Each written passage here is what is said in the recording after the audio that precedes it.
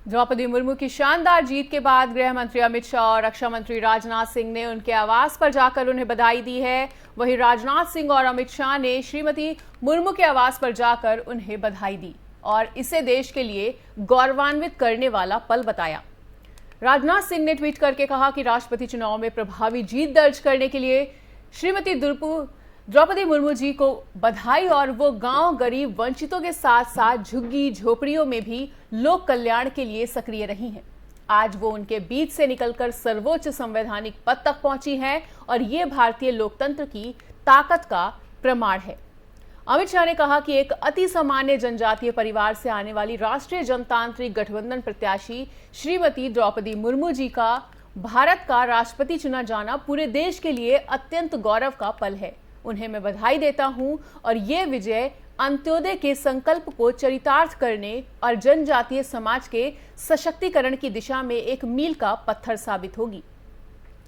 श्रीमती द्रौपदी मुर्मू जी जिन विषम परिस्थितियों से संघर्ष करते हुए आज देश के इस सर्वोच्च पद पर पहुंची हैं, वो हमारे लिए लोकतंत्र की अपार शक्ति को दर्शाता है।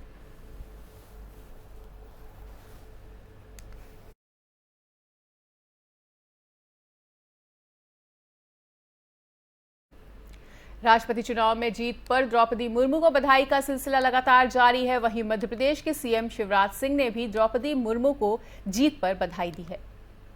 वैसे तो संपूर्ण देश आज आनंद में डूबा हुआ है, लेकिन मध्य प्रदेश के लिए आज आनंद का दिन है, उत्सव का दिन है, नृत्य का दिन है। पूरा मध्य प्रदेश प्रसन्नता में डूबा हुआ है।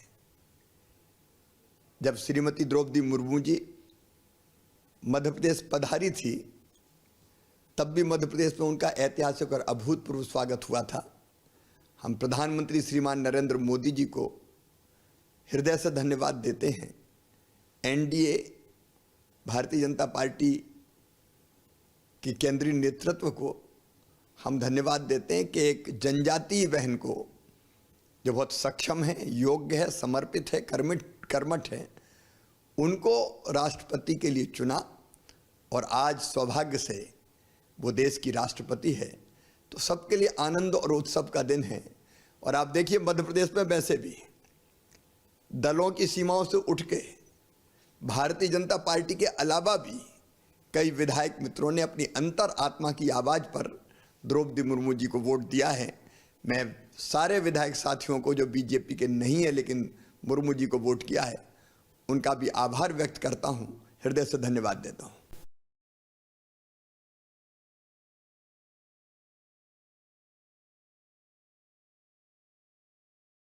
राष्ट्रपति चुनाव में एनडीए की तरफ से मैदान में उतरी द्रौपदी मुर्मू ने बाजी मार ली है और इस जीत पर उन्हें बधाई देने वालों का तांता लगता हुआ नजर आ रहा है। लेकिन पश्चिम बंगाल की मुख्यमंत्री ममता बनर्जी की बधाई ने सभी को अपनी ओर खींच लिया और खास बात यह है कि इस पर मुर्मू की तरफ से दी गई प्रतिक्रिया भी खास रही। एक ओर जहां सीएम बनर्जी ने नवनिर्वाचित राष्ट्रपति को देश की स्थिति याद दिलाई, वहीं मुर्मू ने भी उन्हें दीदी कहकर संबोधित किया।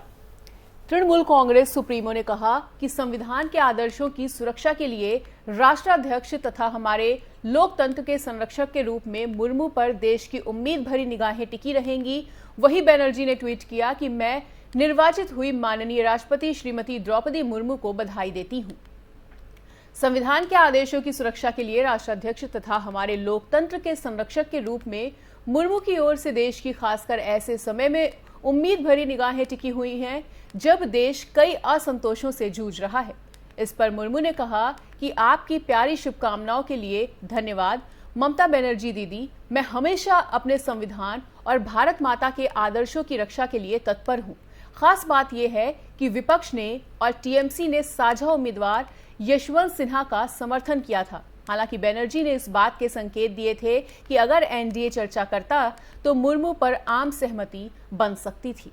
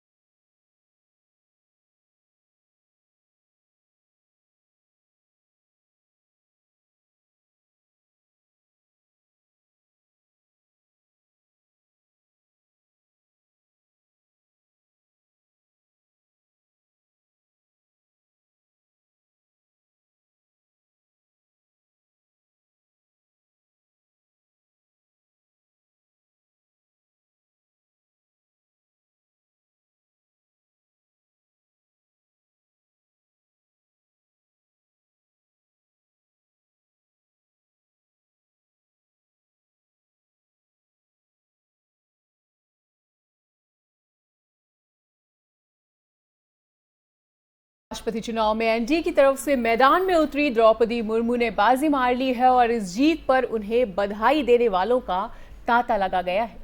लेकिन पश्चिम बंगाल की मुख्यमंत्री ममता बनर्जी की बधाई ने सभी का ध्यान अपनी ओर खींचा और खास बात यह है कि इस पर मुर्मू की तरफ से भी प्रतिक्रिया काफी ज्यादा खास रही। तो हमने आपको वो ट्वीट भी पढ़ाया जिसमें सीएम बनर्जी ने राष्ट्रपति द्रौपदी मुर्मू को बधाई दी है और न केवल ममता बनर्जी ने बल्कि देश के सभी सम्मानित लोगों ने भी उन्हें बधाई दी और देश में एक जश्न का माहौल बना हुआ नजर आ रहा है।